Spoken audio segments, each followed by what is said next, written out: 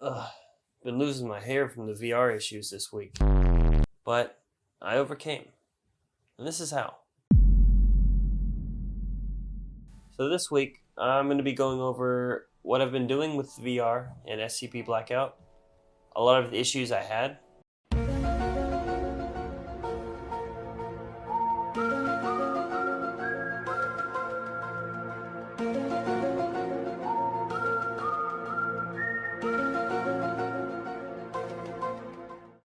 and how I fix them.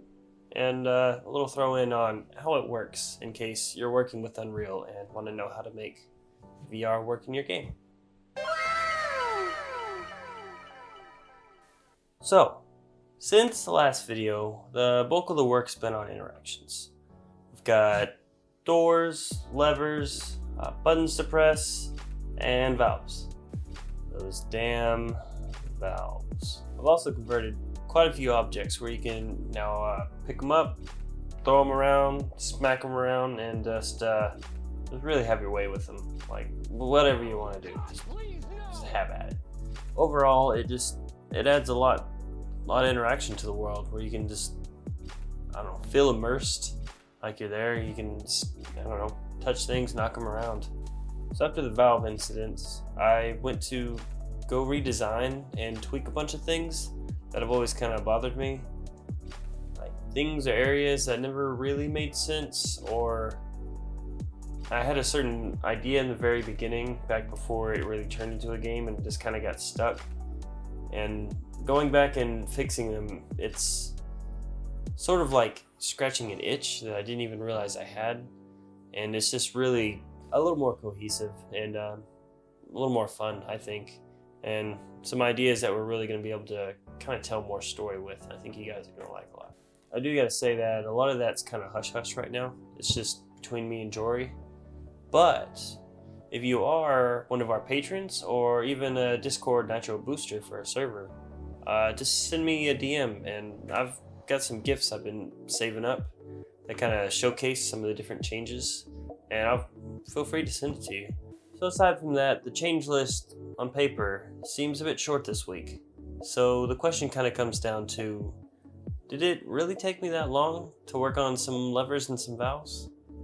And the answer is yes. Yes, it did.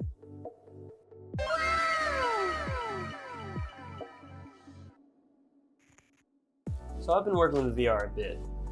Not really a ton, but I've never really got into polishing VR before. Getting things to work and track with your hands can be difficult. So the doors, it took a bit of research, a lot of YouTube, a ton of failing, a handful of money to buy a really awesome polished VR pack off the marketplace, a few days to try to learn that product and failing, and a spark of inspiration to throw that all out the window and do my own thing. In the end, my way was super simple, and it was great, really. It was a ton of fun wasting all my time. I guess in the end it wasn't really a waste because I did learn a lot, but in the end my method was a bit too simple because it only worked for doors. It didn't work for levers, and God forbid that it works for valves, because it doesn't. So after bashing my head on the wall for a while, I ended up actually contacting one of the developers of that super awesome VR pack, and the guy turned out to be super awesome. So here's a picture of the product if you are interested in working in VR and Unreal, but the guy was super awesome. He took the time to sit me down and have a video conference with me where he actually showed me his project and walked me through and explained everything. He answered all my questions and gave me the overall theory on how it worked, because it's kind of how I was interested. In the end, I wasn't really able to fully use it because it was so intertwined with everything that I couldn't really just pull it out of his project and put it in mine. But since he did explain how it actually worked, I was able to come up with my own method on what I needed to do. So, what's this version that solved a week and a half of my woes? This godsend solution? This secret sauce? pretty simple actually. Annoyingly so. My initial design for the doors was simple enough. Unreal has a look at function. It tells you the rotation from one point to another. It's pretty simple, easy to use. Get the door pivot, look at the hand grabbing the door, set the door's world Z rotation to that each tick. Well, I don't actually use tick. I make my own loop that fires much less often for performance, but that's a different story. Doors and stuff, cool, easy. But I tried this on levers. It's gross. Yuck. Doesn't work, no idea why. I try it and the thing rotates like a clock. I swap the rotation inputs and it's the exact same somehow. Tried 100 different configurations, methods, formulas, and it never works. I hate it. I hate this game. I eventually came up with a method that tells the top and the bottommost reach of each lever, and it gets a percentage based on your hand height, and that worked pretty well, but it's not ideal. So, good enough. Cool. So on to the valves. Literally zero. No idea in any concept of how in the world I would actually be able to get it to follow something like that. I mean, everything else was in one dimension. This would be following me in 2 dimensions, in positive and negative, and it's Unreal's not really made to work like that. But that was the point to where I talked to the other developer and figured out how they do it. I can't exactly explain their method. It had a bunch of extra features built in that skewed it a bit. But what I took from it and dumbed way down to my own version is that I basically get the object rotation, I get the player's hand grabbing it, check the distance to it, rotate it 1 degree to the left, check the distance again. If it's less, then I'll keep that. If it's not less, check 2 ticks to the right, check it again. If it's less, then it's going that way. If not, then just keep it where it was. And I do that each tick. So wherever your hand's at, it'll keep constantly trying to adjust to make it the closest. It's not the classiest or most elegant thing, but I mean, it works pretty great. I can do it on any door, lever, valve, whatever I want really, in any direction or orientation. I can set whatever limits I need to it, so it can be a lever that rotates a lot or a valve that rotates like 4 times or something.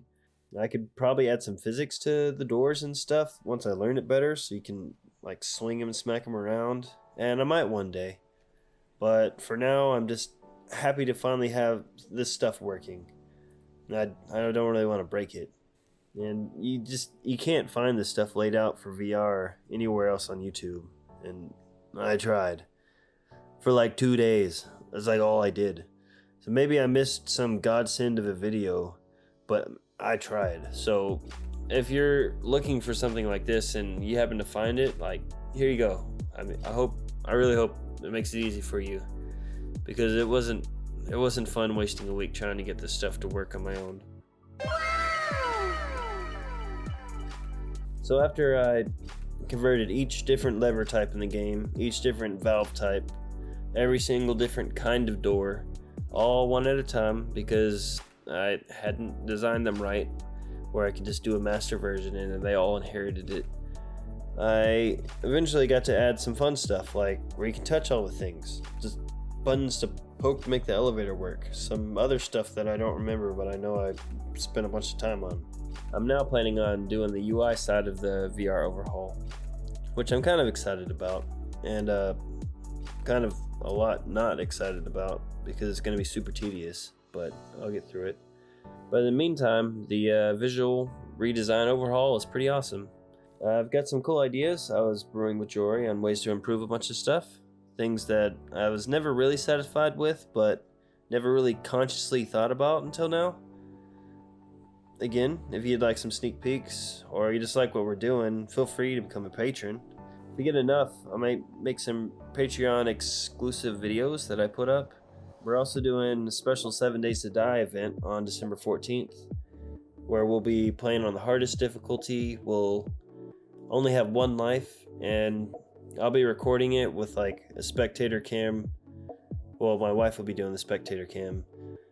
So we get some cool shots and angles of the group, and the video basically goes on until we all die. And if it's long enough, we can make like a little series or something, kind of a cool little story that I'll edit it down. But either way, that'll start on December 14th with me and the patrons. But for those patrons that do support us, I want to thank you all. Thank you to Flabbertron. No, really, thank you though. Thank you, Nicholas K, Rick Talgate, Warfall, Master Razzo, Zorian Quirax, and Lilia Diaz. Anyone else who wants to support us or is part of our Discord community, which link below. I mean, you can come and join us. It's pretty cool. I post a lot of updates and stuff. And thank you to anyone watching. Feel free to like and subscribe because, you know, YouTuber stuff. And I guess you gotta hit the bell if you want to get alerted. We'll be doing a Christmas update trailer before too long, and gonna try to keep doing weekly dev videos and trying to make them funny. And yep, that's it. Bye.